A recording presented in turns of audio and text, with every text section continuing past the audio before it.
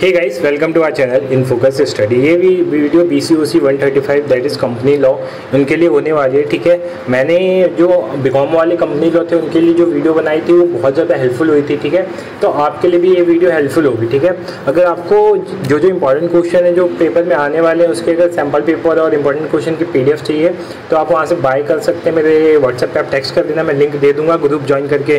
ठीक है, तो वहाँ से आप बाय कर सकते हैं। बाय नहीं करना कोई नहीं, आप ये वीडियो भी देख लोगे तो आपके लिए इनफ होगा। ठीक है, मैं कोई फोर्सफुल नहीं बोल रहा, जिसको बाय करना है वो बाय कर सकता है। ठीक है, मैं बता दे रहा हूँ क्योंकि मैंने अब सैम्पल पेपर भी बनाना स्टार्ट कर दिया क्योंकि उसमें थोड़ी मेहनत लगती है, इसलिए मैं उसको मैंने बाय के लिए डाल रखा है। ठीक है, तो आप क्वेश्चन देख सकते हो, मैं अच्छे से समझा देता हूँ ताकि आपको समझ में आ जाए। ठीक है, तो पहला क्वेश्चन जो पूछता है कि डिफाइन ए कंपनी। कंपनी क्या होती है, तो आपने 11th क्लास में ही पढ़ा होगा, 12th में पढ़ा होगा।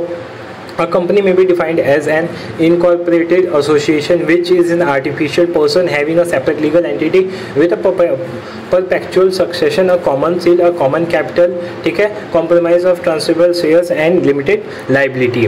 अब ये सब जो चीज़ें मैंने बोली है ना यहाँ पे ऊपर, ये सब इसकी क्या है, फीचर है। ये कंपनी की क्या है, ये फीचर्स हैं। ये सब कंपनी की क्या है, फीचर्स हैं। ठीक है, तो आपको कंपनी के फीचर के रूप में याद रखना है कि कंपनी के फीचर क्या क्या होते हैं, क्योंकि पेपर में ना देखो, पेपर में क्वेश्चन घुमा देता है कभी कभी। ठीक है, तो बच्चे सोचते हैं कि यार ये क्या पूछ लिया, ये क्या पूछ लिया। पूछता वही चीज़ है, जैसे दे देगा company is a separate legal entity defined. ठीक है, तो आपको डिफाइन करना होगा कि कंपनी कैसे होती है। तो आपको अगर प्रॉपर्टी याद होगी, जैसे मैंने यहाँ फीचर लिखे हैं ना, क्रिएशन ऑफ लॉ। मान लो पेपर में दे दिया company is a creation of law, explain या फिर आइडेंटिफाई, तो आपको थोड़ा सा एक्सप्लेन करके लिखना होगा। तो इसलिए आप रटने से नहीं होगा, आपको समझना होगा। ठीक है, तो ये सारे पॉइंट्स आप समझ जाना जो मैंने ऊपर बताए थे। ठीक है, ये मैं दिखा देता हूँ। लिमिटेड लाइबिलिटी होती है कंपनी की, ट्रांसफरेबिलिटी ऑफ शेयर्स होता है। ठीक है, कॉमन सील होती है, कॉमन कैपिटल होता है। ठीक है, तो ये सब आपको कर लेना है। फिर प्रमोटर्स कौन होते हैं, तो देखो प्रमोटर वाला क्वेश्चन भी बहुत बार रिपीट होता है। अभी मैंने ना लास्ट जो BCOC वाला पेपर हुआ था उसमें बच्चों को बताया था कि प्रमोटर वाले क्वेश्चन करके जाने, पेपर में पक्का आएगा। मैंने डिटेल में बताया था, आंसर विद आंसर बताया था, वो क्वेश्चन आया भी था, तो भाई आएगा ही। ठीक है, तो प्रमोटर भी इंपॉर्टेंट है, आप करके जाना। The promoter is neither a trustee nor a agent of the company but he has a fiduciary relationship with the company. ठीक है, फिड्यूशियरी रिलेशन का मतलब क्या होता है, relation of trust and confidence. ऐसा रिलेशन जो ट्रस्ट और कॉन्फिडेंस पे बनता है। अब इसकी ड्यूटीज क्या होती हैं, पहला है कि उसको कोई सीक्रेट प्रॉफिट नहीं करना होता, ये ड्यूटी होती है उसकी। दूसरा, make full disclosure to the company to of all. ठीक है, जो कंपनी की सारी चीज़ें होती है उसको कुछ छुपाना नहीं है, सब कुछ उसको आप सबके सामने रखना होता है। To give the benefit of negotiation to the company. ठीक है, नेगोशिएशन का बेनिफिट किसको देना, कंपनी को। खुद की मतलब जो अपनी प्रॉपर्टी है उसको नहीं बेचनी होगी। ठीक है, विदाउट इन्फॉर्मेशन नहीं बेचनी होगी। ठीक है, duty of promoter toward future allotters, उसको फ्यूचर अलॉटर्स के साथ अपने रिलेशन अच्छे रखने होते हैं। ठीक है, what is a private company. Private company क्या होती है, private company means a company having a minimum paid up shares capital of 1 lakh. ठीक है, इनका minimum paid up share capital कितना होना चाहिए, 1 लाख होना चाहिए। और मेंबर कितने होने चाहिए, उनमें 50 मेंबर्स होने चाहिए। ठीक है, मैक्सिमम कितने मेंबर होते हैं प्राइवेट में, सॉरी 200 होते हैं। ठीक है, मिनिमम 2 होते हैं, मैक्सिमम 200 होते हैं। ठीक है, पेपर में क्वेश्चन ये नहीं पूछता, पेपर में पूछता है कि प्राइवेट और पब्लिक कंपनी में क्या डिफरेंस होता है। तो आपको ये नंबर्स ऑफ मेंबर याद कर लो, इसमें 2 होते हैं, उसमें 7 होते हैं। मिनिमम मेंबर 2 7 होते हैं। ठीक है, मैक्सिमम कितने होते हैं, प्राइवेट में 200 होते हैं मैक्सिमम, और पब्लिक में अनलिमिटेड होते हैं, कितने भी हो सकते हैं। ठीक है, डायरेक्टर कितने होते हैं, ठीक है, तो प्राइवेट में 2 डायरेक्टर हो सकते हैं टू फिलफिल क्वारम, और पब्लिक में कितने होते हैं, 3 होते हैं मिनिमम। फिर प्रोस्पेक्टस होता है, आपको पता है कंपनी प्रोस्पेक्टस बनाती है अपना, जिसमें डिटेल्स होती हैं। तो देखो प्राइवेट कंपनी को इशू नहीं करना होता है, जरूरी नहीं होता है, लेकिन पब्लिक को जरूरी होता है इशू करना। ठीक है, ये नहीं प्राइवेट कंपनी इशू कर सकते बट उसको नेसेसरी नहीं होता, बट पब्लिक कंपनी को नेसेसरी होता है। ट्रांसफर ऑफ शेयर, ठीक है, तो private company transfer of share नहीं कर सकती but public company transfer of share, ठीक है, ये बता दिया था। फिर पब्लिक डिपॉजिट प्राइवेट कंपनी नहीं लेती है बट पब्लिक कंपनी लेती है। आपने सुना होगा कि इनके IPO तो अलग चीज़ होती है। ठीक है, सिंपली याद करना, पब्लिक डिपॉजिट प्राइवेट कंपनी नहीं लेती है और पब्लिक कंपनी लेती है। ठीक है, फिर उसके बाद वाइंडिंग अप क्या होता है। ठीक है, तो winding up means pulling an end of the life of a company. ठीक है, जब वो कंपनी की लाइफ पूरी हो जाती है, जैसे हर चीज़ की लाइफ होती है, कंपनी की भी हमने पढ़ी है कि कंपनी क्या होती है, सेपरेट लीगल एंटिटी होती है।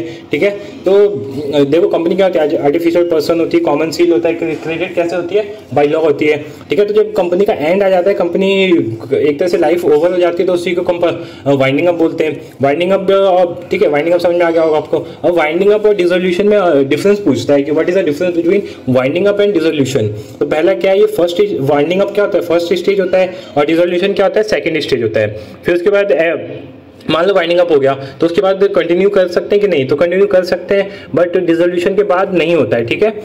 उसके बाद क्या क्लेम कर सकते हैं हम इसके वाइंडिंग अप के बाद, हाँ कर सकते हैं, लेकिन डिसोल्यूशन के बाद क्लेम नहीं हो सकता। डील हो सकती है, हाँ हो सकती है, बस डिसोल्यूशन में नहीं हो सकता।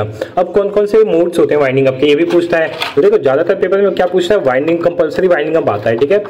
80% चांस होते हैं कंपल्सरी वाइंडिंग अप आने के, ठीक है। और बाकी 10-20% अब पूछ लेता है वाइंडिंग अप क्या होता है, कितने टाइप्स होते हैं, ठीक है, या फिर वॉलंटरी वाइंडिंग अप पूछ लेता है। तो कंपल्सरी वाइंडिंग अप क्या होता है देख सकते हो आप, when the life of a company comes to an end by the order of the court then it is termed as tribunal winding up और कंपल्सरी वाइंडिंग अप, ठीक है। जब कोर्ट कोई ऑर्डर देता है कि हाँ कंपनी भाई बंद करो, ठीक है, वाइंड अप कर दो, तो वो क्या होता है कंपल्सरी वाइंडिंग अप बोलते हैं या फिर ट्रिब्यूनल वाइंडिंग अप बोलते हैं। तो इसके रीजन पूछता है पेपर में, रीजन क्या क्या होते हैं, तो इनएबिलिटी टू पे डेब्ट्स नहीं पे कर पाओगे आप, ठीक है। कोई स्पेशल रेजोल्यूशन पास करके कर सकते हैं, ठीक है। मेन ऑब्जेक्ट इज फेल्ड, ठीक है, जो मेन ऑब्जेक्ट था वो फेल्ड हो गया, ठीक है, सॉरी फेल्ड हो गया, या फिर अनफेयर मीन आपने कर लिया, या फिर आपने an application made by registrar, ठीक है। जो रजिस्ट्रार होता है वो एप्लीकेशन दिया आपने या रजिस्ट्रार ने बोला कि हाँ बंद कर दो तो बंद करना पड़ेगा, ठीक है। फेल्ड इन एनुअल रिटर्न, ठीक है, एनुअल रिटर्न आप नहीं फिल कर पा रहे हो तो उसमें भी होगा। Who can file a petition, मतलब कौन कर सकता है, ये तो हो गया कि कैसे हो सकता है, अब करके कौन सकता है वाइंडिंग, कौन अप्लाई कर सकता है, तो कंपनी कर सकती है, क्रेडिटर कर सकते हैं इसके, ठीक है, कंट्रीब्यूटरी कर सकते हैं, और क्या कर सकते हैं, और कौन पार्टीज कर सकती हैं, ठीक है, रजिस्ट्रार कर सकता है, हमने ऊपर देखा गवर्नमेंट कर सकती है। फिर वॉलंटरी वाइंडिंग अप ज़्यादा इंपॉर्टेंट नहीं होता तो आप स्किप कर सकते हो। फिर उसके बाद क्या है, what is illegal association, what are the consequences of it, ठीक है, इसके क्या क्या परिणाम हो सकते हैं। इलीगल एसोसिएशन होता क्या है, सिंपली है कि मान लो आपको बोला कि क्लास में 4 बच्चों को रहना है लेकिन 5 बच्चे रह गए, ठीक है, तो उन 5 की वजह से पूरी क्लास को क्या मिली, पनिशमेंट मिली। तो यही इलीगल एसोसिएशन होता है कि आपको कंपनी में अब एक फिक्स मेंबर आपको रखने हैं, ठीक है, जैसे ठीक है फिक्स मेंबर रखने हैं, अगर उससे ज़्यादा रखते हो आप, फिक्स मेंबर से ज़्यादा रख सकते हो, जैसे 200 रखने हैं आपको, ठीक है, 200 रखने हैं आपको मेंबर्स, हाईएस्ट कितना होता है प्राइवेट कंपनी में 200, ठीक है, तो 200 से आप ज़्यादा, ठीक है, मतलब उसमें 200 रख सकते हो, लेकिन पार्टनरशिप में आप कितने रख सकते हो, 50 मेंबर होते हैं, ठीक है, पार्टनरशिप का 50 होता है, प्राइवेट का 200 होता है, ठीक है। तो अगर 50 से ज़्यादा जैसी जाएगा वो आपका जो कंपनी होगा एज अ वॉइड हो जाएंगे, जो भी डील्स होंगी वॉइड हो जाएंगी वो, ठीक है, फिर उसकी कोई वैल्यू नहीं रहेगी। तो इलीगल एसोसिएशन यही होता है कि ऐसी एसोसिएशन जिसमें क्या हो, जिसमें मेंबर 50 से ज़्यादा हो, ठीक है, वो इलीगल एसोसिएशन होता है। आप देख सकते हो एन एसोसिएशन और partnership can have maximum member of 50, ठीक है, इफ इट इज, ठीक है, यही होता है जो बताया। फिर इसको फाइन भी देना होता है, 1 लाख तक इनको फाइन देना होता है, ठीक है। एक्सेप्शन भी होते हैं इसके, किस किस को नहीं देना होता है, हिंदू अनडिवाइडेड फैमिली नहीं दे सकती, मतलब वो 50 से ज़्यादा रख सकती है। एसोसिएशन फॉर्म बाई कोई प्रोफेशनल मतलब गवर्नमेंट कोई बॉडी कर, गवर्नमेंट की कोई बॉडी कर रही है, अगर किस चीज़ को फॉर्म या वो कर रही है तो वो कर सकता है। फिर इसके कॉन्सिक्वेंसेस क्या क्या होते हैं, क्या क्या रिजल्ट हो सकते हैं इसके, तो पहला रिजल्ट जो होता है वो हो सकता है तुम्हारा कॉन्ट्रैक्ट जो होता है वैलिड नहीं होगा, दूसरा आप सूट फाइल नहीं कर सकते, तीसरा लीगल प्रोसीडिंग नहीं हो पाएगा, ठीक है, वाइंडिंग अप भी नहीं कर पाओगे आप, ठीक है, फाइन 1 लाख तक देना होगा और पर्सनली लाइबल होगा आप उस चीज़ के लिए। नेक्स्ट क्वेश्चन क्या है, what is mean by IOC है, ठीक है, IOC CIU नहीं है, IOC है incorporation of a company. Incorporation का मतलब क्या होता है, आप जो कंपनी को रजिस्टर करवाते हो, ठीक है, तो रजिस्टर के टाइम पे क्या क्या चीज़ें होती हैं, क्या क्या देनी होती है, वो सारी चीज़ें इनकॉर्पोरेशन होता है। इसका इफेक्ट क्या होता है, तो क्या क्या डॉक्यूमेंट्स इसमें होते हैं, MOA होता है, AOA होता है, एफिडेविट बाय सब्सक्राइबर होता है, list of person who have agreed to be first director of the company, ठीक है, एड्रेस ऑफ द कम्युनिकेशन से, फिर डिक्लेरेशन होता है, ठीक है, तो ये सारी चीज़ें इसके अंदर होती हैं। फिर इफेक्ट ऑफ रजिस्ट्रेशन क्या होता है, बॉडी कॉर्पोरेट हो जाती है, जनरल सील मिल जाती है, इसको स्यू कर सकते हो आप, ठीक है, प्रॉपर्टी एक पर्टिकुलर प्रॉपर्टी हमें होल्ड कर सकते हैं हम, ठीक है, परपेचुअल सक्सेशन होता है, लाइबिलिटी आपको मिल जाती है, ठीक है, कॉमन बिजनेस मतलब बिजनेस को आप कॉमन्स कर सकते हो। तो इफेक्ट आप याद रखना, इफेक्ट कई बार पूछता है पेपर में। उसके बाद क्या कॉर्पोरेट व्हील क्या होता है, हाउ कैन बी लिफ्टेड, देखो कॉर्पोरेट व्हील का सिंपली मतलब होता है कि आपको पर्दा हटाना, कॉर्पोरेट व्हील मतलब पर्दा हटाना। आप कैसे पर्दा हटाना, जैसे मान लो आप कंपनी है, कंपनी क्या है सेपरेट लीगल एंटिटी, कोई गलत काम अगर कर रहा है तो आप कंपनी के नाम से कर रहे हो, ठीक है, तो उस टाइम पे कंपनी को पनिशमेंट ना मिलकर किसको पनिशमेंट मिलेगी, आपको मिलेगी। तो इसी को क्या बोलते हैं, सेपरेट कॉर्पोरेट व्हील बोलते हैं, ठीक है, आप रीड कर सकते हो इसको, ठीक है। Lifting of corporate will mean ignoring the separate entity concept, and when the court ignores the company and concern it self directly with the member और ऑफिस ऑफ द कंपनी, ठीक है। तो ये होता है कि आप कंपनी को इग्नोर करके आप क्या करते हो, सेपरेट लीगल एंटिटी को इग्नोर करके आप मेंबर या फिर जो कंपनी के डायरेक्टर्स या फिर जो भी कंपनी के हाई अथॉरिटी होती है उन पर जाते हो, तो वही होता है लिफ्टिंग ऑफ कॉर्पोरेट व्हील, ठीक है। अब इसके क्या क्या सर्कमस्टेंस हो सकते हैं, 2 होते हैं, एक तो स्टैट्यूटरी होता है, दूसरा जुडिशियल होता है। स्टैट्यूटरी में क्या होता है, मिस स्टेटमेंट इन प्रोस्पेक्टस, मान लो प्रोस्पेक्टस में आपने कोई गलती करी, ठीक है, मिस स्टेटमेंट कर दी, तो वो होता है failure to return application money, ठीक है, एप्लीकेशन मनी पे नहीं कर पाया, आप नॉन डिस्क्लोजर ऑफ नेम, ठीक है, ये होता है। तो उसके बाद क्या होता है, investigation of ownership of a company, इस पे भी आपको मतलब ये भी इसका एक तरह से कॉज हो सकता है। Liability for ultra wire act, ठीक है, fraudulent contents of business, business में आप कोई फ्रॉड कर रहे हो, ठीक है। फिर जुडिशियल में क्या होता है, प्रोटेक्शन ऑफ रिवेन्यू, ठीक है, रिवेन्यू का प्रोटेक्शन कर रहे हो आप, प्रिवेंशन ऑफ फ्रॉड, ठीक है, आप कोई फ्रॉड कर रहे हो, ठीक है। आपको ना केस स्टडी भी याद रखने से गिलफोर्ड वर्सेस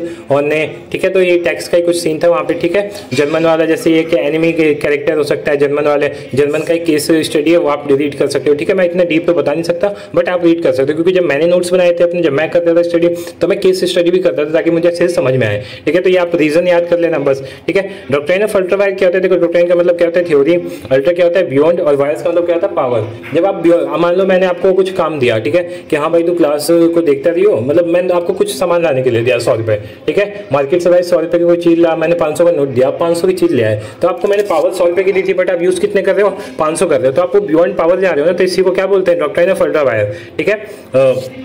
इसमें क्या होता है, जैसे मान लो एमओए में कोई चीज लिखी हुई है, तो एग्जांपल था, अब ये होता कैसे रहे रियलिटी में कैसे होता है, लाइक एमओए में कोई चीज लिखी हुई है, आप उससे बाहर जाके काम कर रहे हो, आप एमओए को फॉलो नहीं कर रहे, तो वो क्या हो जाता है, डॉक्ट्राइन ऑफ अल्ट्रा वायर उसी को बोलते हैं, ठीक है। In the case of company whatever not mention in the MOA as the object और power is prohibited by the doctrine of ultra vires, simply it means company can't go beyond its power which is mention in MOA, ठीक है। जो भी MOA में mention है उससे आप beyond नहीं जा सकते। जैसे एक केस स्टडी मैंने रीड करी थी, उसमें क्या था कि कोई कंपनी थी वो कंटेनर्स बनाती थी, ठीक है, उस कंपनी ने क्या किया, लोन दे दिया किसी को, ठीक है, कि बोला कि हाँ आप कुछ करो हम आपको लोन देंगे। भाई कंपनी का काम कंटेनर बनाना है, तुम काम कर रहे हो लोन देने का, तो ये तो बियॉन्ड पावर जाके काम कर रहे हो, तो इसका केस स्टडी है। केस स्टडी से चीज़ें में समझ में आती है, तो आपको पढ़ना चाहिए सब चीज़ें। इसके इफेक्ट्स क्या होते हैं, वॉइड अब इनिशियो हो जाता है, मतलब लीगल इफेक्ट नहीं बचता है, रेक्टिफिकेशन नहीं कर सकते आप, इंजेक्शन नहीं कर सकते, उसमें पर्सनली लाइबल होते हैं, जो डायरेक्टर होता है बहुत सारे केस में पर्सनली, ठीक है। तो ये पॉइंट भी आपको अब से क्लियर हो गया होगा।